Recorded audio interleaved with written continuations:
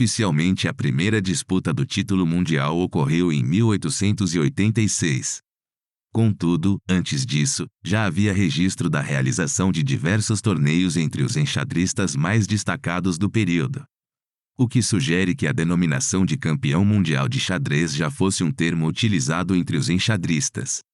No período de 1866 a 1876, Steinitz enfrentou os mais fortes jogadores da época como Bird, Blackburne e Zukertort, tendo vencido todos.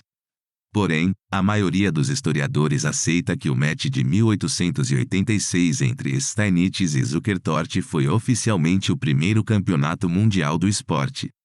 Até 1946, as disputas pelo título mundial de xadrez foram organizadas de maneira quase informal. Caso um enxadrista se achasse em condições de desafiar o campeão mundial, ele e seus patrocinadores poderiam financiar um match para desafiar o detentor do título. O campeão não era obrigado a aceitar o desafio. Mas, em geral, quando a oferta financeira era boa, o campeão aceitava. Ao final do desafio, o vencedor era declarado o novo campeão mundial.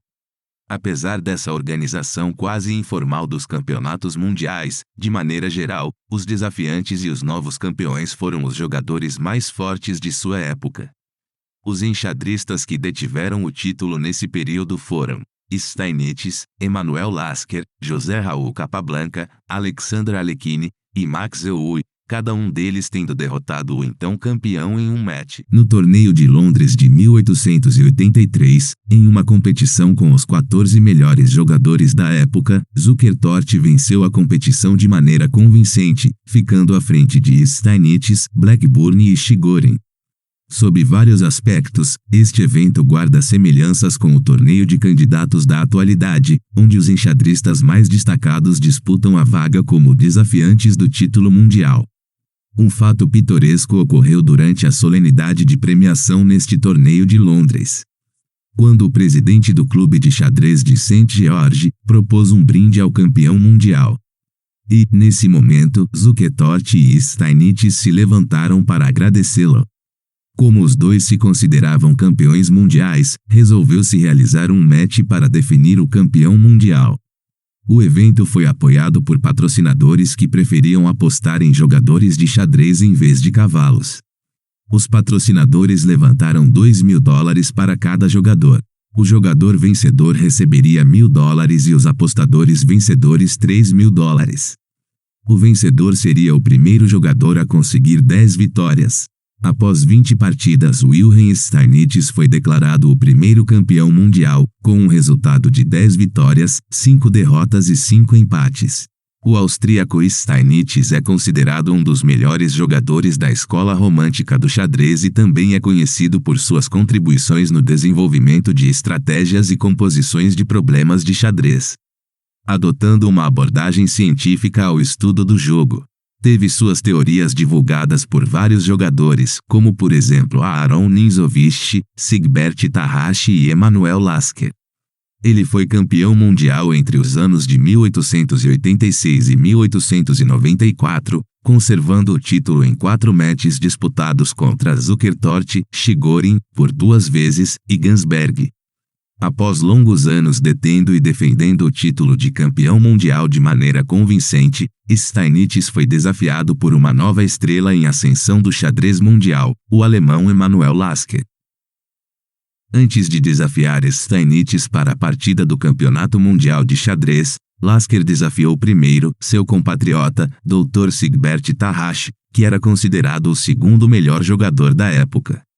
Tarrasch recusou o desafio, afirmando que Lasker não havia vencido ainda nenhum torneio internacional, considerando-o assim um jogador de nível inferior.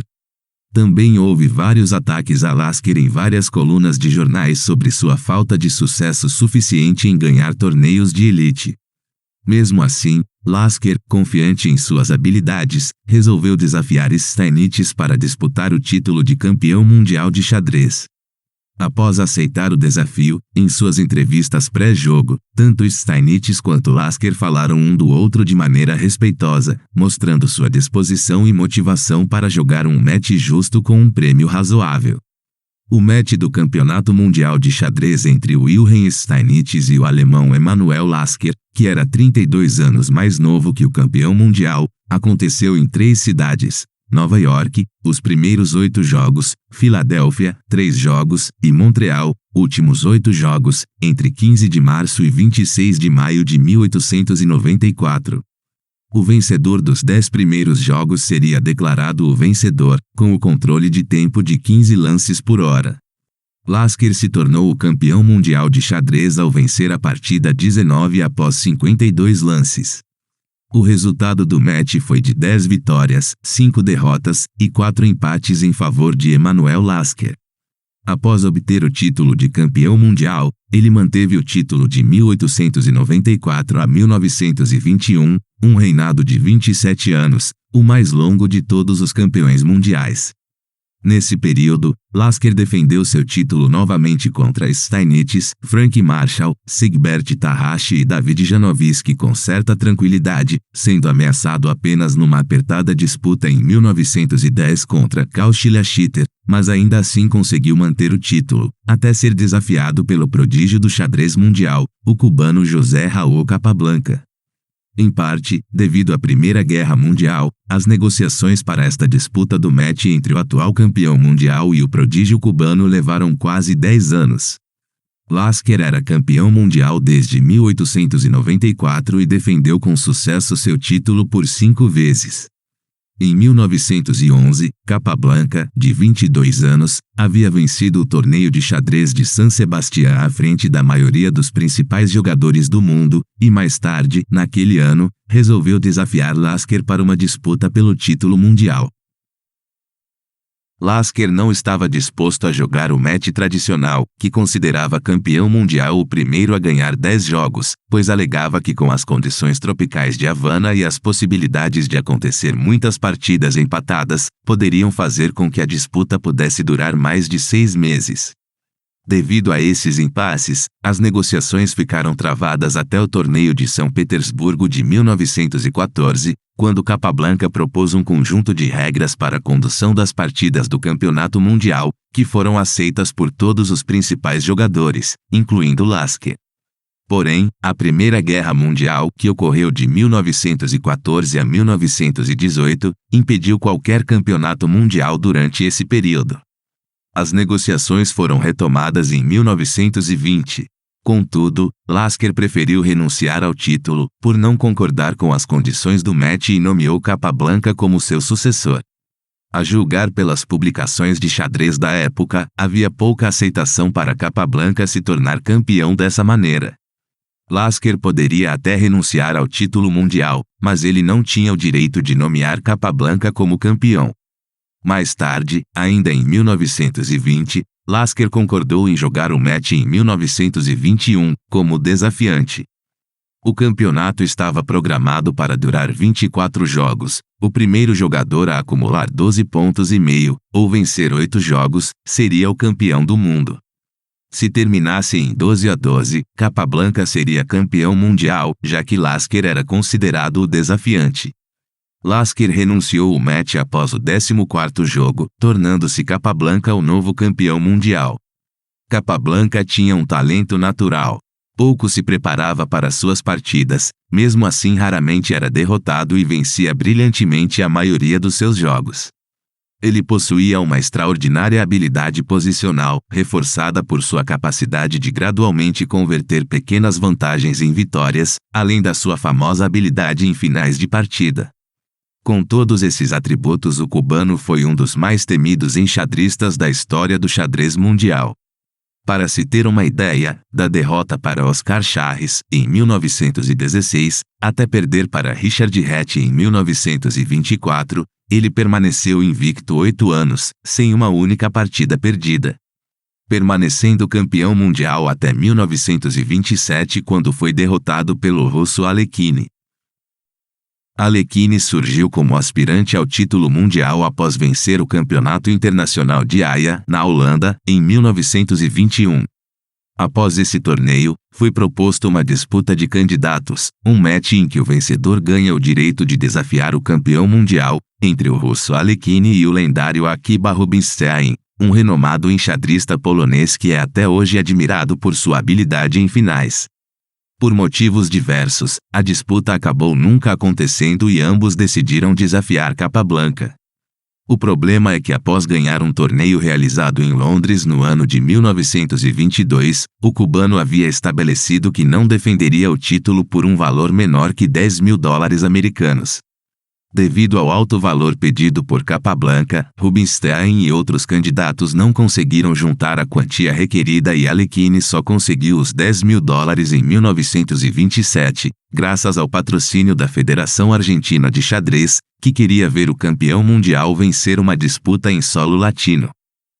Antes do match, quase ninguém considerava Alekhine como capaz de derrotar o cubano, mas o soviético, naturalizado francês, superou a habilidade natural de Capablanca com sua incomparável condução de partida, sua extensa preparação de abertura, somado à sua extraordinária habilidade tática. Depois de vencer, Alekhine conseguiu evitar a marcação de uma revanche contra Capablanca. Em 1935, Alekhine perdeu o título para o matemático holandês Max Euwe, o último campeão mundial que não era profissional do jogo de xadrez. Mais tarde Alekhine viria a culpar sua derrota à bebida. Em 1937, Alekhine conseguiu uma revanche e recuperou o título, se mantendo campeão mundial até a sua morte em 1946. A morte de Alekhine deixou o mundo do xadrez sem um campeão. O sistema informal anterior não era mais capaz de organizar os matches. Apesar de Euwe poder requerer moralmente o direito ao título, ele generosamente permitiu que a FIDE passasse a organizar as disputas pelo Campeonato Mundial de Xadrez. Vale destacar que a FIDE existia desde 1924, mas não tinha poderes de controlar o Campeonato Mundial, uma vez que a mais forte nação enxadrística da época, a União Soviética, não reconhecia a entidade. Após a morte de Alekhine, entretanto, a União Soviética se filiou à FIDE, fazendo parte do processo de seleção do próximo campeão. A FIDE então organizou um campeonato válido para o título mundial em 1948, jogado uma parte em Haia e outra em Moscou, convidando os 5 melhores enxadristas do mundo: Mikhail Botvinnik, Vassily Smyslov, Paul Keres, Samuel Reshevsky e o próprio Max Euwe. Esse torneio inaugurou uma nova fase dos campeões mundiais que iremos abordar no próximo vídeo.